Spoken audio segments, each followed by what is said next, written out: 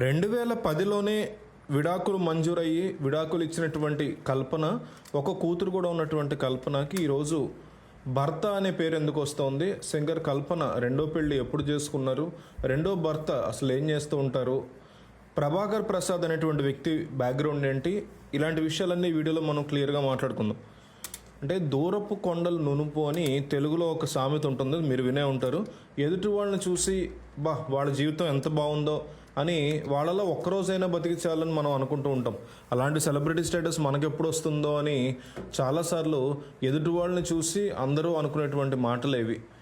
అయితే వాళ్ళ జీవితాల్లో కూడా కష్టాలు ఉంటాయని, వాళ్ళ మనసు లోతుల్లోకి వెళ్ళి చూస్తేనే తెలుస్తాయని, కనిపించేదంతా మెరుపు కాదని, కనిపించని మరకలు ఆ మెరుపుల వరకు ఎన్నో ఉంటాయని దూనపు కొండలు నునుపు అనేటువంటి సామెతను దీనికోసం వాడుతూ ఉంటారు. సింగర్ కల్పన జీవితాన్ని చూస్తే ఆ సామెత గుర్తొస్తుంది నాకు కూడా. ఆమెనేదో అవమానించో లేకపోతే హేళన చేస్తూ అంటున్న మాటలు కాదు. ఆమె తన జీవితాంతం ప్రతి నిత్యం ఏదో రకంగా కష్టం పడుతూనే ఉన్నారు. పైకి ఎంతో నవ్వుతూ సంతోషంగా కనిపిస్తూ అందరిలో జోషం చెప్పిస్తూ పాటలు పాడుతూ ఉంటారు. కానీ బ్యాక్గ్రౌండ్ మాత్రం, అంటే ఆమె నిజ జీవితంలో మాత్రం కష్టాలు అనేవి పడుతూనే ఉన్నారు. చిన్నతనంలో అసలు బాల్యాన్ని ఆమె ఆస్వాదించలేకపోయారు. తెలిసి తెలియని వయసులోనే సినిమా ఇండస్ట్రీలోకి ఆమె అడుగుపెట్టారు. బాల నటిగా సినిమాల్లో నటించారు. సింగర్ కల్పన తన సనాతన బ్రాహ్మణ కుటుంబంలో పుట్టిన పెరిగారని చెప్తారు. తండ్రి పేరు రాఘవేంద్ర అనమాట. ఆయన కూడా ఒక సింగర్, నేపథ్య గాయకుడిగా ఆయనకు కూడా మంచి పేరుంది. తల్లి పేరు సులోచన, ఆమెకు కూడా సింగర్గా మంచి పేరుంది. కల్పనకి ఒక చెల్లుంది, ఆమె పేరు ప్రసన్న రాఘవేంద్ర. కుటుంబానికి సంగీత నేపథ్యం ఉండడంతో సినిమా వాళ్ళతో కూడా మంచి పరిచయాలే ఉన్నాయి. ఆ పరిచయాల వల్లే కేవలం అతి తక్కువ వయసులోనే కల్పన సినీ రంగంలోకి ఎంట్రీ ఇవ్వాల్సి వచ్చింది. 3 సంవత్సరాల వయసులోనే ఈనాడు అనేటువంటి ఒక మహిళ, అంటే ఒక మలయాళ సినిమాకి అంటే 3 ఏళ్ల వయసులోనే తెర మీద ఆమె కనిపించారనమాట. ఆ తర్వాత 1986లో కమల్ హాసన్ హీరోగా నటించిన పొన్నాగై మన్నన్ అనే సినిమాలో చైల్డ్ ఆర్టిస్ట్గా ఆమె కనిపించారు. ఆ తర్వాత బాలయ్య, పాత హీరో బాలయ్య హీరోగా నటించినటువంటి విశ్వనాథ్ డైరెక్ట్ చేసినటువంటి సీతారాముల కళ్యాణం మూవీలో రాళ్లలో ఇసకల్లో అనేటువంటి పాటలో కూడా ఆమె చైల్డ్ ఆర్టిస్ట్గా ఆమె కనిపిస్తారు ఆ పాటలో. సో విఠలాచార్య దర్శకత్వంలో వచ్చిన కామాక్షి కటాక్షం సినిమాలో కూడా ఆమె చైల్డ్ ఆర్టిస్ట్గా నటించారు. సో మొత్తం మీద తెలుగు, తమిళ్, మలయాళ, కన్నడ సినిమాల్లో 30 సినిమాల వరకు చైల్డ్ ఆర్టిస్ట్గా కల్పన నటించారు. వాస్తవానికి చైల్డ్ ఆర్టిస్ట్గా నిలిచిన తర్వాత ఆమె నటన వైపే మొగ్గు చూపిస్తారని అందరూ అనుకున్నారు ఫ్యామిలీలో. కానీ కల్పన మాత్రం సంగీతంకే ప్రాధాన్యత ఇస్తూ తన రూట్ని మార్చుకున్నారు. చైల్డ్ ఆర్టిస్ట్గా ఒకవైపు నటిస్తూనే ఇంకోవైపు తల్లిదండ్రులు చేసేటువంటి స్టేజ్ షోల్లో పాటలు పాడుతూ ఉండేవారు కల్పన. తల్లిదండ్రులు ఇద్దరు స్టేజ్ సింగర్లే. దాంతో 6-7 ఏళ్ల వయసులోనే వాళ్ళతో కలిసి ఏమాత్రం బెరుకు లేకుండా పాటలు పాడి అందరినీ ఆశ్చర్యపరిచేవారు. సినిమాల్లో వరుసగా ఆఫర్లు వస్తున్నా కూడా సినిమా షూటింగుల్లో వాడేటువంటి లైటింగ్లో ఆమెను తెగ ఇబ్బంది పెట్టడంతో నేను సినిమాలో నటించినట్టు తల్లిదండ్రుల వద్ద అంటే నటిస్తాను అని చెప్పి చాలా స్ట్రాంగ్గా, అంటే ఇంట్లో వాళ్ళేమో యాక్ట్ కంటిన్యూ చేయంటే లేదు నేను నటించడం మానేస్తానని చెప్పి బెట్ చేసి మరీ ఆమె నెమ్మదిగా సింగర్ అయ్యారు. ఆ రకంగా ఆమె నటిగా కెరీర్కి గుడ్ బై చెప్పి సింగర్గా ఎదిగారు. సో 6-7 ఏళ్ల వయసు నుంచే పాటలు పాడిన తర్వాత ఆమె ఎన్నో మైలురాళ్ళు ఎదుర్కొంటూ, ఎన్నో రికార్డులు ఎదుర్కొంటూ ముందుకెళ్లారు. సంగీత ప్రపంచంలో కల్పన గారికి రాక్షసి అనేటువంటి పేరును పెట్టారు. ఆ పేరుని ఎందుకు పెట్టారంటే ఎంత కష్టమైన చరణాలతో ఉన్న పాటనైనా ఇవ్వండి, ఆమె అవలీలగా పాడేయగలరనమాట.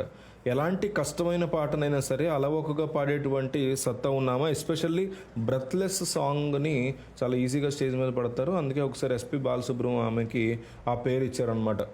సో అందుకే ఆమెని రాక్షసి, గాన రాక్షసి అని ముద్దుగా పిలుచుకుంటూ ఉంటారు. 13 ఏళ్ల వయసులోనే సింగర్గా పాటలు పాడడం మొదలుపెట్టిన కల్పన ఇప్పటి వరకు 3000కి పైగా పాటల్ని ఆమె పాడుకుంటూ వచ్చారు. స్టేజ్ షోల గురించి అయితే ప్రత్యేకంగా చెప్పగలరు. తెలుగు, తమిళ, మలయాళ, కన్నడ అన్ని భాషల్లో ఎక్కువగా పాటలు పాడారు. పరభాష సాహిత్యం గురించి తెలుసుకోవాలనుకుంటూ స్పానిష్, అరబిక్, ఇటాలియన్ ఇలాంటి భాషలను కూడా ఆమె నేర్చుకున్నారు.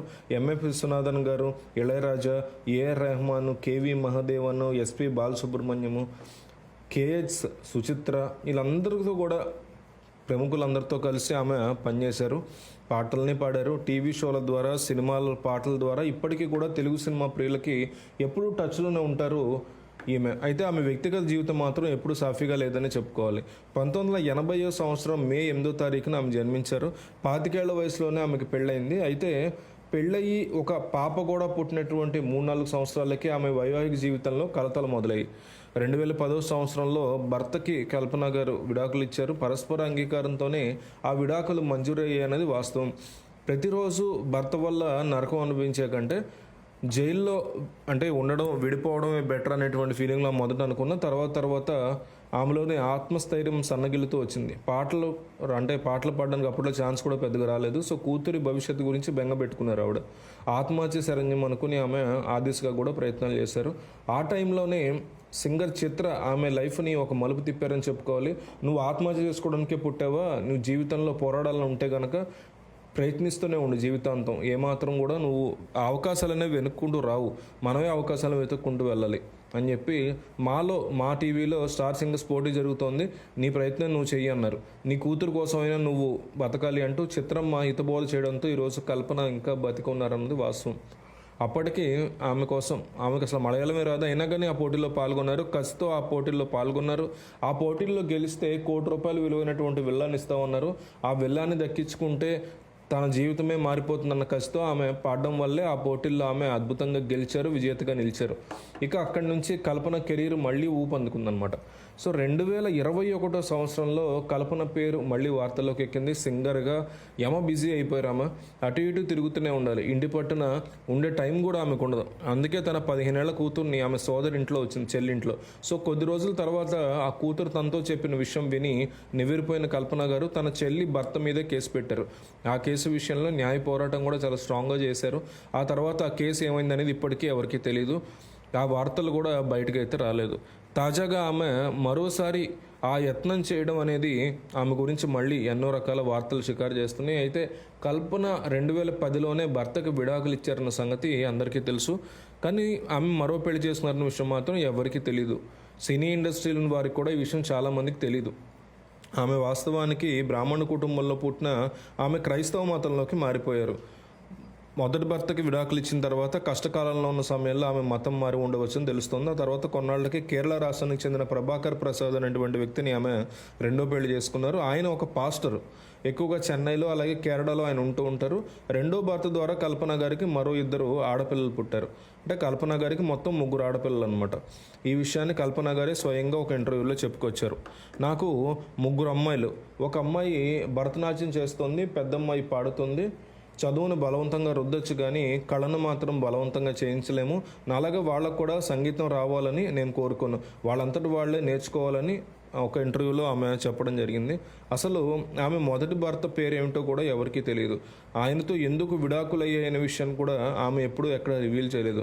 కష్టాలు పడ్డానంటూ చెప్పుకొస్తుంటారు కానీ ఆ మొదటి భర్త ఎలా కష్టపెట్టాడు, అసలు అతను ఎవరు, ఏం చేస్తే ఆమె విడాకులు తీసుకున్నారనే విషయాన్ని మాత్రం ఆమె ఎప్పుడు ఎక్కడ చెప్పలేదు. రెండో పెళ్ళి ఎప్పుడు చేసుకున్నారు, ఎవరిని చేసుకున్నారు అనే దాని గురించి కూడా ఆమె ఇన్నాళ్ళు సీక్రెట్గానే దాచిపెట్టారు.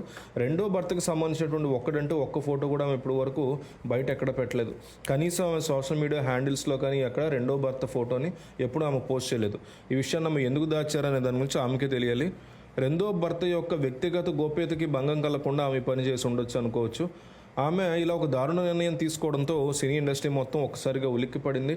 ఒక పక్కేమో వాళ్ళ అమ్మ ఏముంటుందంటే, మా అమ్మ ఇట్లా తను చంపుకోవాలనుకోలేదు, వేసుకోవాలనుకున్న మాత్రలు ఎక్కువ వేసేసుకుంది, డాక్టర్ ఇచ్చిన మందులే, అది ఓవర్ డోస్ అయ్యి ఇట్లా జరిగింది తప్ప ఆమె కావాలని చేయలేదు, ఆమె తాను చంపుకోవాలనుకోలేదు అంటుంది కూతురు. తల్లేమో నాకు నా కూతురికి గొడవైంది, కేరళ నుంచి రమ్మంటే నా కూతురు రావట్లేదు, అందుకే ఇలా చేశాను, నన్ను నేనే చంపుకోవాలనుకుని ఎక్కువ ట్యాబ్లెట్లు వేసుకున్నాను. ఆవిడ చాలా క్లియర్గా మీడియాకు ఒక వీడియో పెట్టారు, ఆ వీడియోలో కూడా చెప్పారు.